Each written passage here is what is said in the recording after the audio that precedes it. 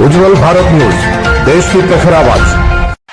अब नए अंदाज। नमस्कार, उज्जवल भारत न्यूज में सभी का स्वागत है। नमस्कार, उज्जवल भारत न्यूज में सभी का स्वागत है। दंडक वन वाजदा का एक प्रसिद्ध आश्रम है जो गुजरात के वाजदा क्षेत्र में स्थित है। यह विहंगम योग के संस्थापक महर्षि सदाफल देव जी महाराज का आश्रम है और अपनी प्राकृतिक सुंदरता, भव्य संगमरमर मंदिर और शांत वातावरण के लिए जाना जाता है। इसके अलावा वाजदा क्षेत्र में वाजदा राष्ट्रीय उद्यान भी है जो वन्य जीवों और प्रकृति प्रेमियों के लिए एक लोकप्रिय गंतव्य है। दंडक वन आश्रम के बारे में अगर हम बताएं, यह महर्षि सदाफल देव जी के महाराज का विचार है जिन्होंने विहंगम योग की स्थापना की। यह आश्रम गुजरात के वाजदा क्षेत्र में स्थित है। यह एक मंदिर परिसर और एक उत्कृष्ट प्राकृतिक उद्यान है।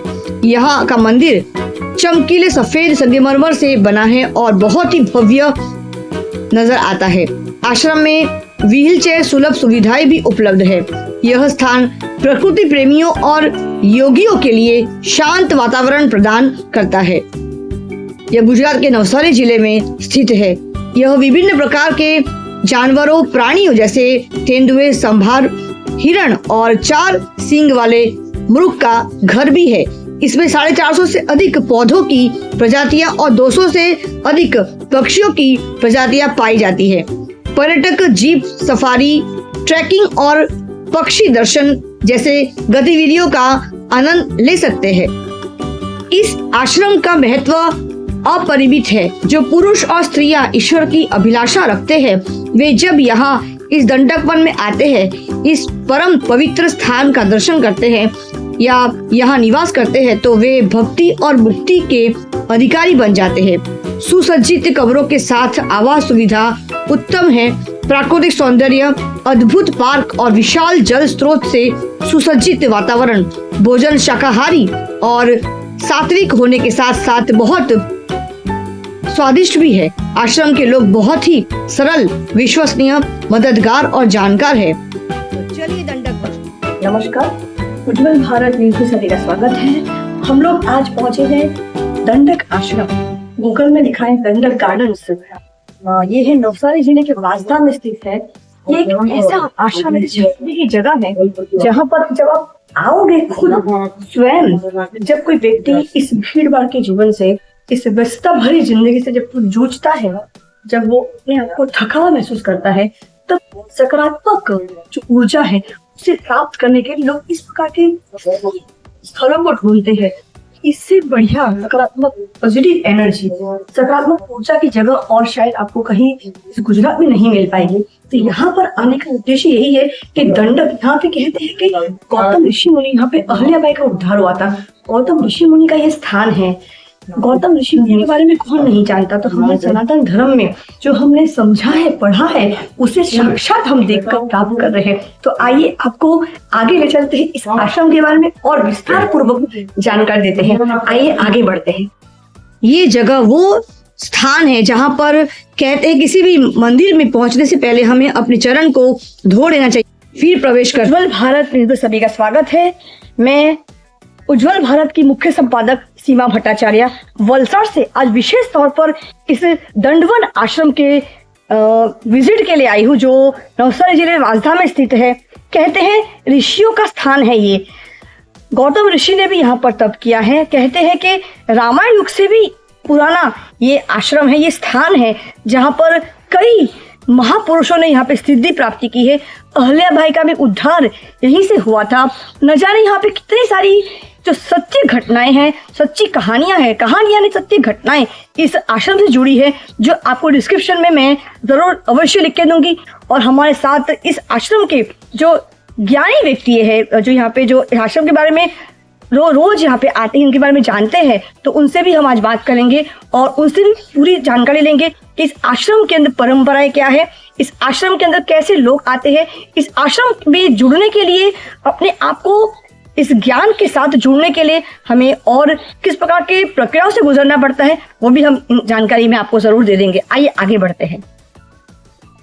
ये आप देख रहे हो, दोनों तरफ हरियाली है और उसके बिल्कुल मध्य में हरियाली के मध्य में ये एक फाउंटेन जैसा बनाया हुआ है, एक सुंदर, उसके पानी को हरियाली बरकरार रखने के लिए पानी की जरूरत होती है, जल की जरूरत होती है। तो यहाँ पर उसका ही एक खूबसूरत सा फाउंटेन बना है, उसको और खूबसूरत बनाने के लिए।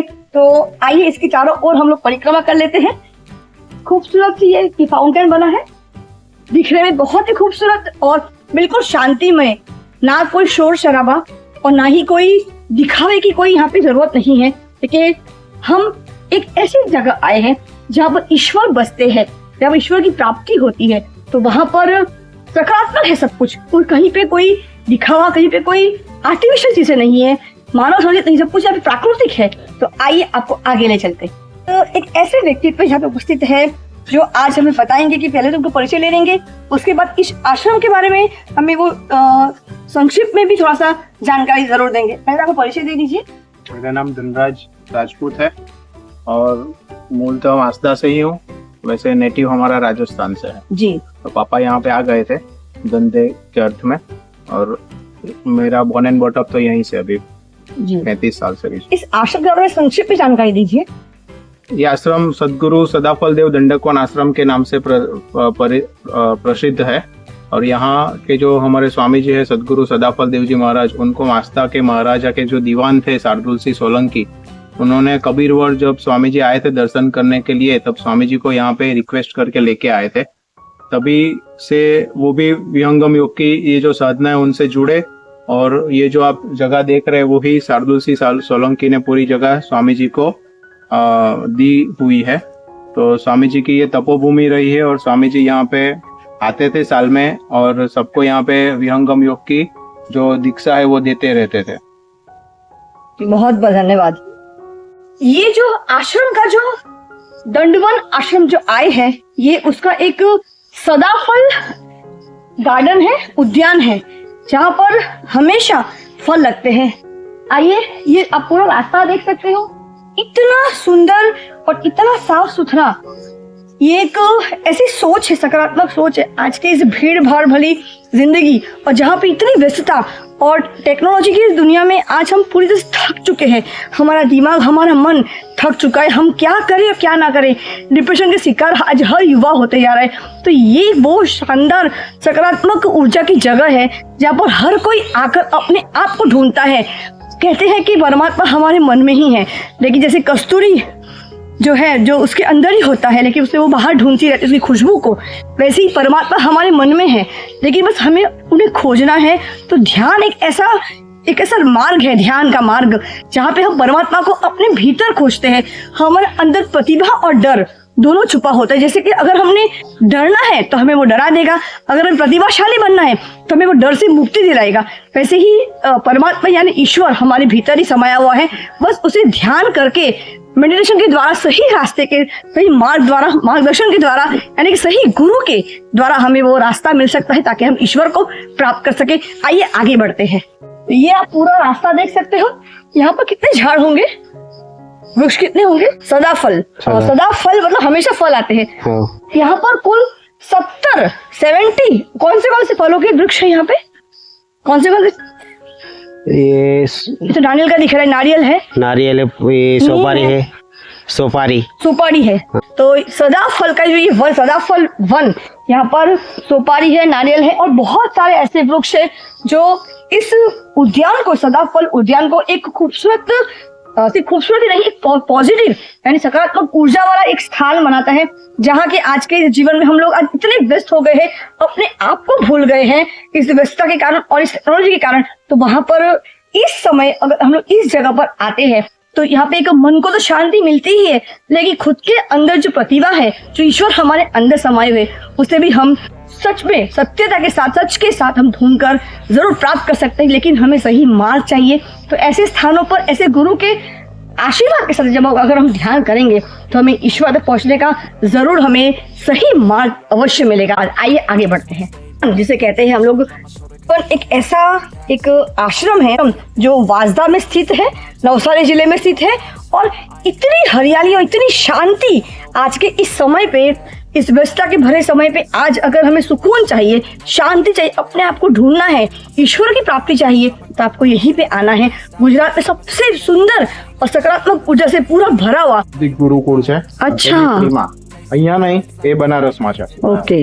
વૈદિક ગુરુકુલ છે આપણું।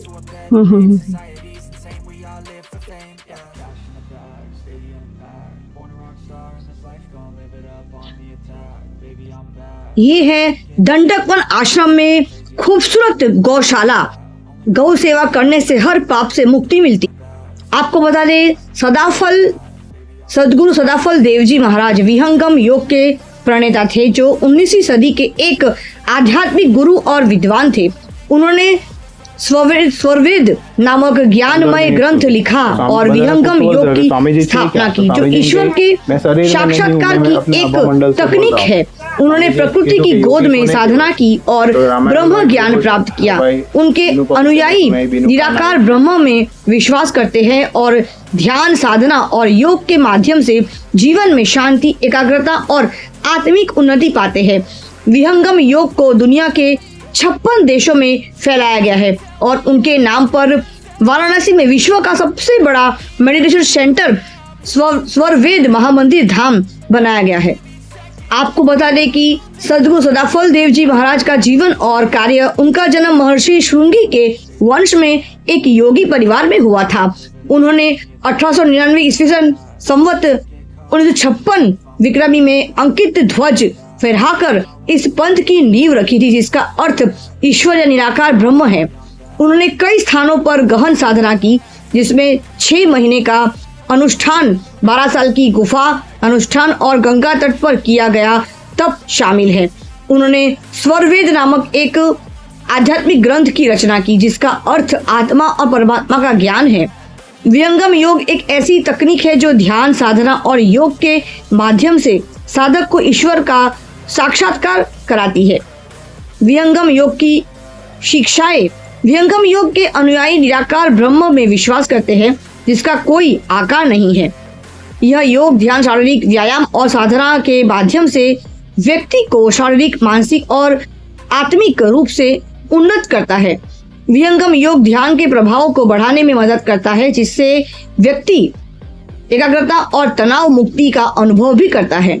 विहंगम योग के अनुयायी देशभक्ति और ईश भक्ति दोनों पर जोर देते हैं। सदगुरु सदाफल देव जी महाराज के कार्य के सम्मान में वाराणसी के पास चौबेपुर में स्वरवेद महामंदिर धाम का निर्माण किया गया है। यह मंदिर विश्व का सबसे बड़ा मेडिटेशन सेंटर है, जिसमें एक साथ 20,000 लोग योग कर सकते हैं। यह मंदिर आध्यात्मिक ज्ञान के प्रसार और ध्यान साधना का एक केंद्र भी है। आपको बता दें कि महर्षि सदगुरु सदाफल देव जी महाराज 17 वर्ष की कठिन तपस्या के पश्चात उन्होंने आध्यात्मिक की शिखर को प्राप्त कर मानव मात्र के लिए कल्याण हेतु पुनः इस धरातल पर आध्यात्म स्थापित किया। हम ही बहुत ही भाग्यशाली आत्मा है जो कि इनकी जीवनी को देख रहे हैं और समझ रहे हैं।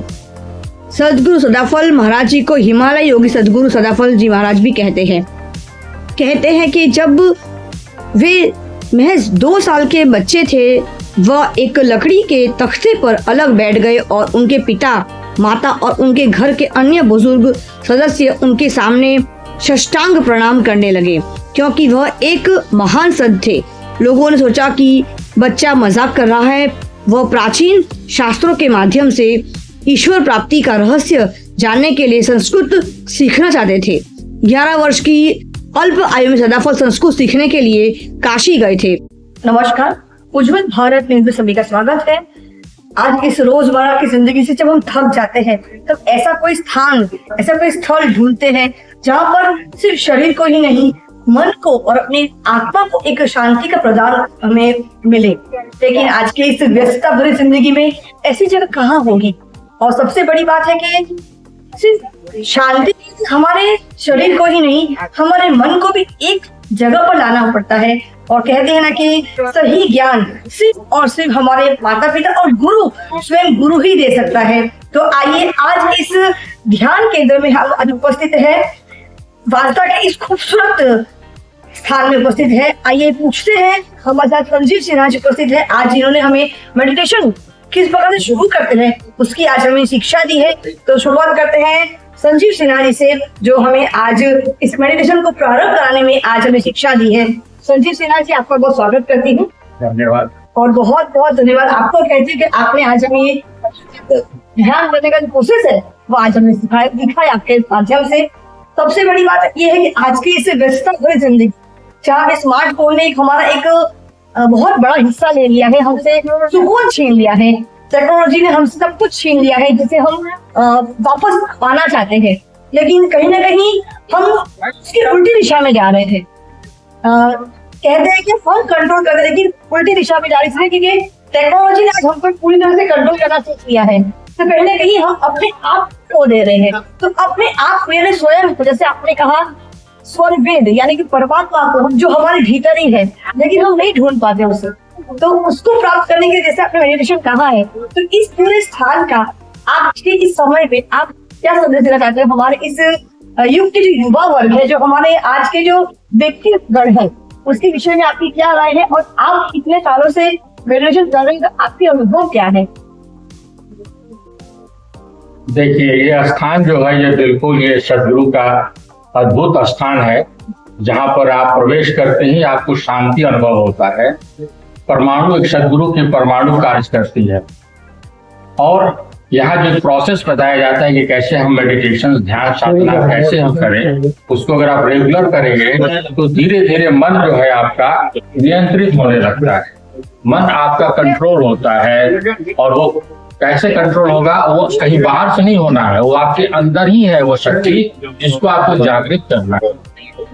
अभी हम बेचैन हैं कि सब कुछ पा लेना चाहते हैं एक दिन में। आज लोग, यंग जनरेशन जो है, जो रोज कहीं सुसाइड कर रहे हैं, कहीं कोई हमेशा ऐसी क्रिया कर रही है जो कि हमारे समाज के लिए बहुत ही खराब है। आज हम रील बनाने के चक्कर में पड़े हैं, रील्स बना रहे हैं कि हम पॉपुलर कैसे हो जाएं, कैसे हम एक दिन में लाखपति और करोड़पति बन जाएं। तो एक दिन में कोई चमत्कार नहीं होता, हर चीज का एक प्रोसेस होता है। उस प्रोसेस में अगर हम बढ़ते हैं रेगुलर प्रॉपर वे में, हमारी जो थिंक, सोचने समझने की शक्ति है, जागृत होगी। जब हम सोचने समझने की शक्ति कैसे जागृत होगी? जब हम स्वयं को जानेंगे। अभी हम स्वयं को नहीं जान रहे हैं, हमको ब्रेकिंग न्यूज चाहिए, ब्रेकिंग न्यूज चाहिए। हर पल हम सोसाइटी में ब्रेकिंग न्यूज चाह रहे हैं और उसी की तरफ हमारा ध्यान है, लेकिन हमारे अंदर क्या हो रहा है ये पता नहीं है। तो हमें समझना होगा समाज से, अपने अंदर में, कि हमको क्या करना है जिससे कि हमारे अंदर पॉजिटिव एनर्जी चाहिए। मन तो है ना, मन तो विषय खोजता है, इसको कोई विषय चाहिए। जब आपके अंदर कोई पॉजिटिव चीज नहीं है तो नेगेटिव थॉट्स बढ़ जाएंगे। तो नेगेटिव थॉट्स को आप खाली करेंगे तभी पॉजिटिव थॉट्स आते हैं। तो विषय चाहिए मन को। मन तो चंचल है ना, तो उसको कैसे हम केंद्रित करेंगे, वो केंद्रित यहाँ करने का तरीका बताया जाता है, कैसे टेक्निक है, और उसको बताया ही नहीं जाता। आप रेगुलर करते हैं तो बहुत सारे लोग लाभ भी ले रहे हैं। यहाँ तक कि साइंस भी हमारे यहाँ रिसर्च हुआ है, साइंस रिसर्च पर पाया गया है कि इस मेडिटेशन करने से हमारे अल्फा रेज बढ़ जाते हैं, और अदर जो रेज हैं वो डाउन कम होते हैं। अल्फा रेज का मतलब होता है मेंटल पीस विद अलर्टनेस, शांति की अवस्था को प्रदान करता है। और आज देश के 25 देश से ज्यादा साइंटिस्ट लोग इस पर रिसर्च कर पा रहे हैं। रिसर्च में पाया गया कि रेगुलर मेडिटेशन करते हैं तो आपकी एंग्जाइटी कम होती है, आपका डिप्रेशन कम होता है, क्योंकि आप स्वयं से जानना प्रारंभ करते हैं।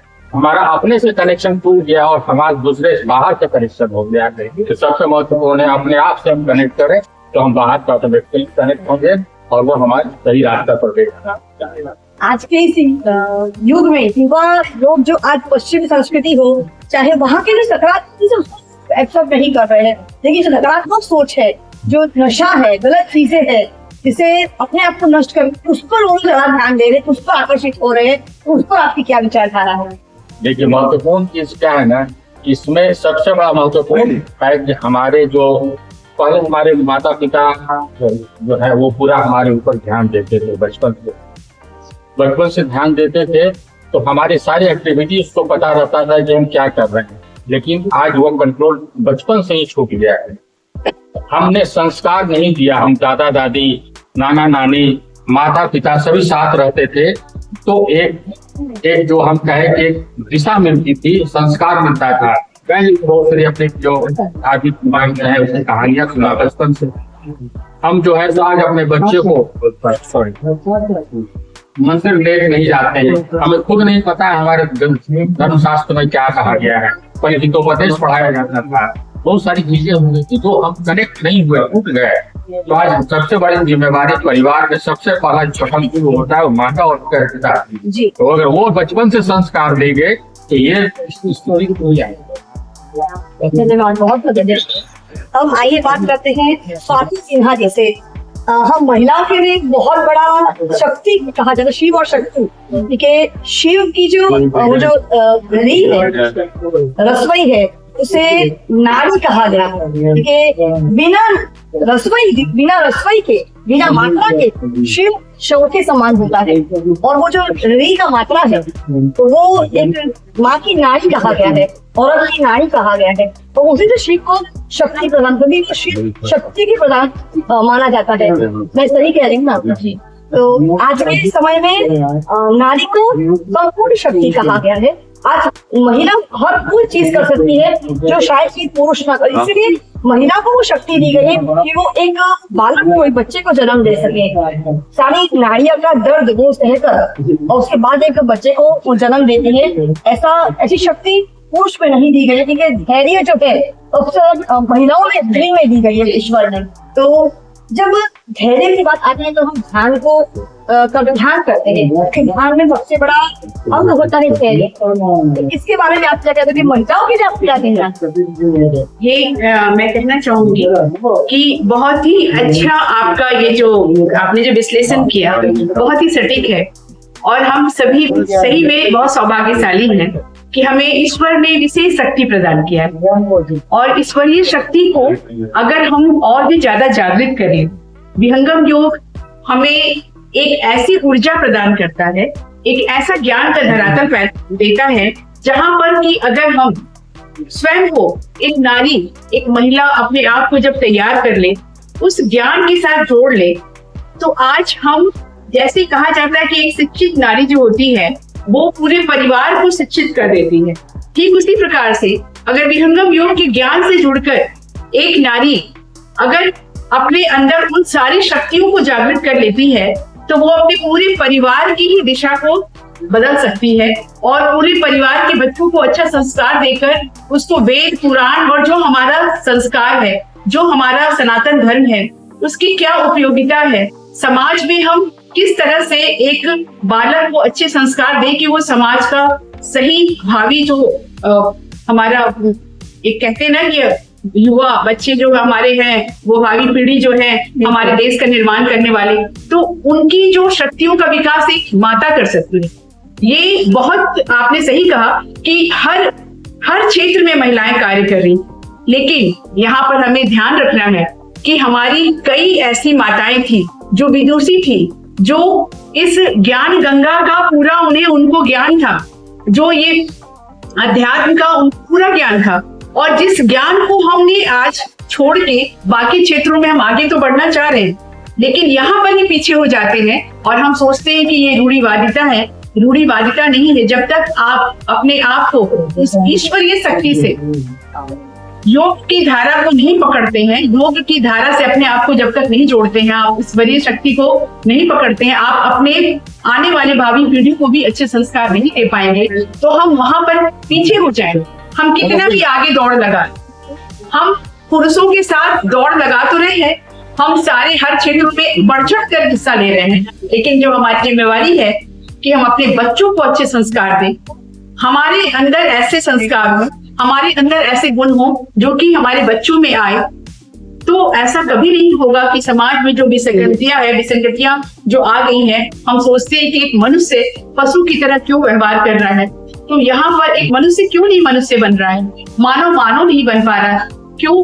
तो वहां पर हमने ये भूल जो हमारा होता है कि हमने ध्यान नहीं दिया कि हमें अपने आप को पारंगत बनाना है, बाहरी गुणों के साथ हमें आंतरिक गुणों का भी विकास करना है, बाहरी क्षेत्रों के साथ हमारे आंतरिक क्षेत्र में भी सुधार लाना है, और तब हम इस ज्ञान के साथ बच्चों को भी आगे बढ़ाएंगे और आने वाली पीढ़ी हमेशा आगे बढ़ेगी और हमारी जो सकारात्मक विचार है वो हमें आगे की ओर ले जाएगी। बहुत बहुत धन्यवाद।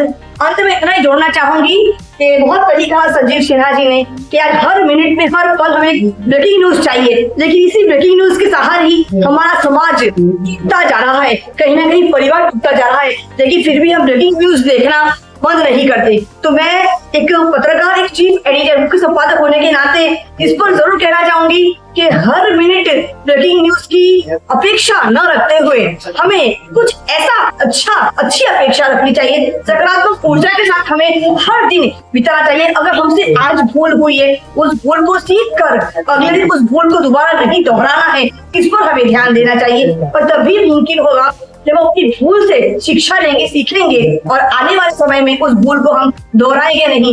हर दिन नया भूल करना हमारा एक तरह का मनुष्य का एक दायित्व हो, तो मनुष्य के लिए वो जरूरी है कि हम हर दिन नया भूल करें, लेकिन उसके बाद उस पुराने भूल को हम दोहराएंगे नहीं। उज्जवल भारत न्यूज, देश की प्रखर आवाज, मुख्य संपादक सीमा भट्टाचार्य, वासदा के इस खूबसूरत आश्रम से धन्यवाद। चैनल को लाइक करें, शेयर करें, सब्सक्राइब जरूर करें और हाँ, ध्यान जरूर करें। रोजाना 10 मिनट अपने आप को, स्वयं को दें, ताकि अपने आप को आप खोज पाए। आपके आंतरिक शक्तियां जो आपके अंदर समाई हुई है, उसे प्रतिभाओं को ढूंढ पाए। कहते हैं कि डर और साहस दोनों हमारे भीतर ही होता है, तो डर को रखिए, भीतर ही रहने दीजिए और जो शक्ति है, साहस है, उसे बाहर निकालिए और उस पर ध्यान दीजिए और ध्यान रेगुलरली करिए।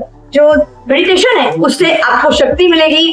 तो चैनल को लाइक करें, शेयर करें, सब्सक्राइब जरूर करें। मुख्य संपादक सीमा भट्टाचार्य इस खूबसूरत आश्रम के प्रांगण से गुरु जी के सामने हम उपस्थित हैं। धन्यवाद। भारत माता की जय। जय हिंद, जय भारत, वंदे मातरम। भारत माता की जय। जय जय गंदी गुजरात। नमस्कार, धन्यवाद। ईश्वर को प्राप्ति के लिए रोज ध्यान जरूर करें। जय गुरुदेव। आश्रम यहाँ पे जरूर एक बार आइए और एक बार अनुभव कीजिए। यहाँ पे कोई संप्रदाय या किसी जाति प्रांत का आपको कोई यहाँ पे आपको कोई बंधन नहीं है। हर बंधन से मुक्त हो, यहाँ पर आइए, अपने आप को खोजिए और गुरु के दिखाए सही मार्ग पर चलिए और आपको ईश्वर प्राप्ति अवश्य होगी। धन्यवाद। Thanks for watching UB News. Like and comment and don't forget to subscribe for latest updates. Subscribe our channel.